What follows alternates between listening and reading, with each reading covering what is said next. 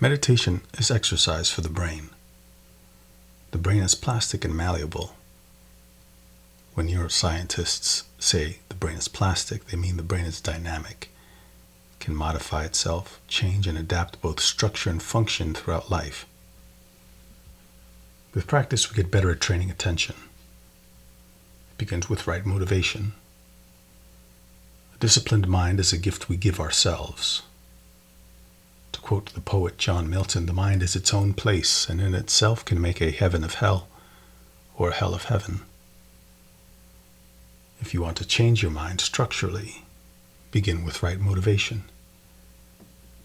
The intention will set the direction for the change you want to embody. As adults, for neuroplasticity to occur, we have to be alert, mindful, and intentional when we train. To train the mind, practice when you're most alert. Early morning is ideal for me. I'm refreshed and alert after a good night's sleep, and I don't compromise on this. Sleep is a condition that promotes alertness and neuroplasticity. Learning is also consolidated during sleep, so it's important that we get sufficient rest. We meditate intentionally. With intention, the forebrain signals to the rest of the nervous system that the exercise we're about to do is worth the effort and attention. When we're alert and focused, the brain releases epinephrine. Epinephrine is a neurotransmitter that regulates arousal. It's released both in the adrenal glands as adrenaline and in the locus ceruleus as epinephrine. The dense projections of the locus ceruleus extend out to the rest of the brain. When epinephrine is released in the locus ceruleus, it promotes wakefulness and alertness. Acetylcholine is another neuromodulator that's necessary to optimize practice. Acetylcholine is released in the nucleus basalis and from the parabigeminal nucleus in the brainstem, which filters sensory input. When we focus on something, we create a cone of attention. Acetylcholine amplifies the signal to the exclusion of everything else. Acetylcholine helps filter out the noise. So we have epinephrine for alertness, acetylcholine acting as a spotlight. We can engage this cholinergic system through the visual system. Mental focus follows visual focus. When you narrow your visual field, you increase your focus. If the mind is a bit dull, I can stimulate it with breath. There's a practice called Kapalbhati, which I've explained in more detail in the third video on breath work. This technique arouses the nervous system and is a way to enhance alertness. I want to pause to acknowledge Andrew Huberman's contribution to my learning for this video. He's a professor of neurobiology and ophthalmology at Stanford University's School of Medicine. In his podcasts, he shares research-based protocols you can apply to enhance your well-being.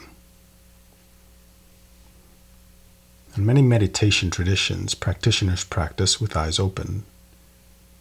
They focus on something small and pay attention to the details. In Zen, for example, there's the wall sit. Practitioners sit for days staring at a wall. In the Mahamudra tradition, practitioners begin by focusing on small objects like pebbles, feathers, or twigs, or the flames of a candle, paying attention to details. In this meditation, we'll practice a variation of a technique popularized by the Tibetan teacher Chogyam Trungpa Rinpoche. This is a focused attention practice. As I explained in the first video, the brain may cycle through 4 intervals. You're focused, the mind wanders, you recognize the mind has wandered, you cut and reorient attention back to the breath. You're training both attention and awareness. Attention is on the out-breath, but there's also situational awareness. You're aware of sights, sounds, scents, and sensations around you. You're also aware of the mind's tendency to react to sights, sounds, scents, and sensations. You touch these lightly with mind as they arise, let go, and return to the breath. You're cultivating cognitive awareness. You may be aware, for example, that the mind was wandering. When you realize this, cut and redirect attention back to the breath. There is interoceptive awareness. You may be aware of sensations throughout the body: throbbing, soreness, numbness, pulsing, itching, heat, cold, pressure. It could be anything. Again, we acknowledge, touch lightly, let go, and return the mind to the breath, very gently but firmly. There's affective awareness. You may be aware of emotions arising and passing away, or of a general mood tone. Again, we touch this lightly with mind, cut, reorient, and stay with the breath. I like this meditation because I can practice it outdoors. At the park, at a bus stop, at the airport, in the waiting room of an office, or the public space. If you are a beginner, however, you may benefit from watching this video indoors and practicing in a quiet place where you will not be disturbed. Meditating in public spaces adds a degree of challenge as there are more distractions. This is why this practice is not recommended for beginners outdoors. You must have a degree of attentional stability, which comes after hundreds of hours of daily practice in order to benefit.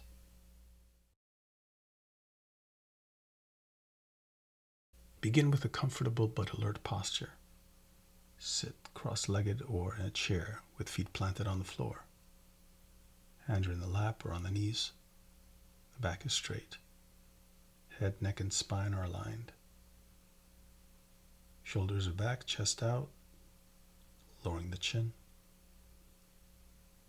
You can open the mouth slightly with the tongue resting on the roof of the mouth behind the teeth. Eyes are slightly opened, gazing at a spot on the floor in front of you just past the tip of the nose, holding a steady, soft gaze.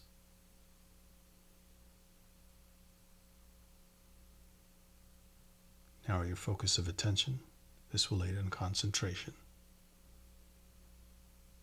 Do not move the eyes from side to side. Fix it on a spot and stay there. Begin by just feeling the breath, the natural breath, as it comes in and as it goes out.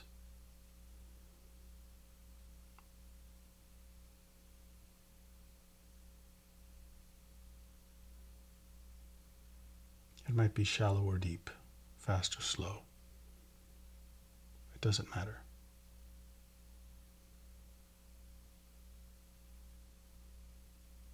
Just feel the natural breath and settle into the practice.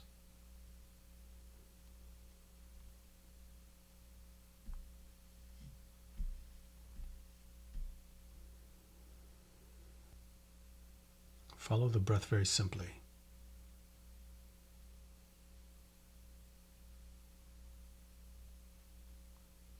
Now bring your attention to the out-breath. As your breath goes out, you go out with the natural breath, very simply. Letting go, relaxing into the out-breath.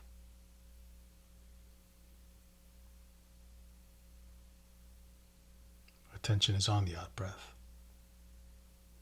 Attention is only on the out-breath.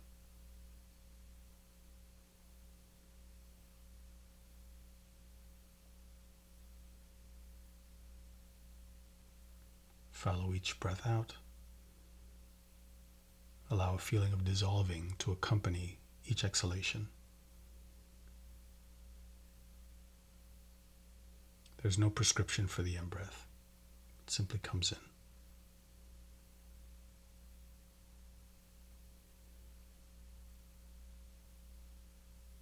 If the mind wanders, we simply label this as thinking and we let go. We're very matter-of-fact about this.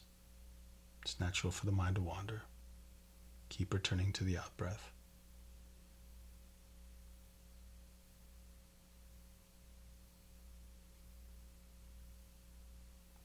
We keep returning our attention to the out-breath, dissolving into the out-breath.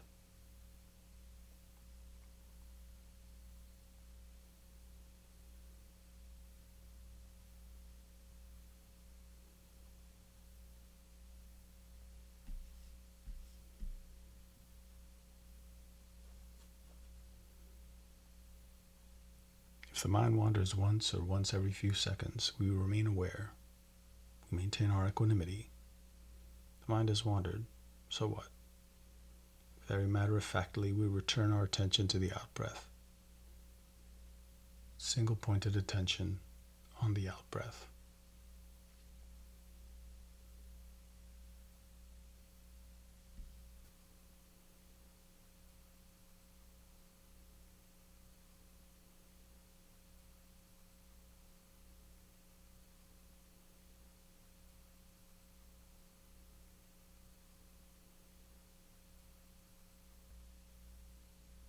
Attention is on the out-breath. Attention is only on the out-breath.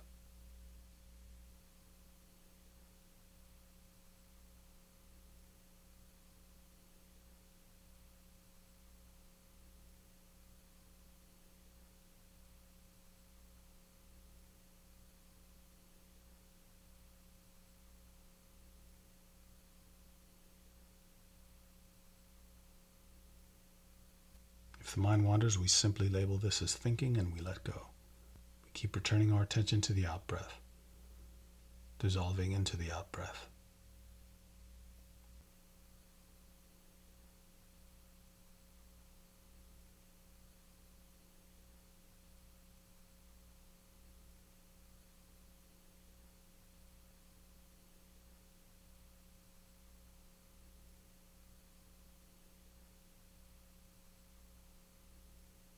Keep returning to the out-breath.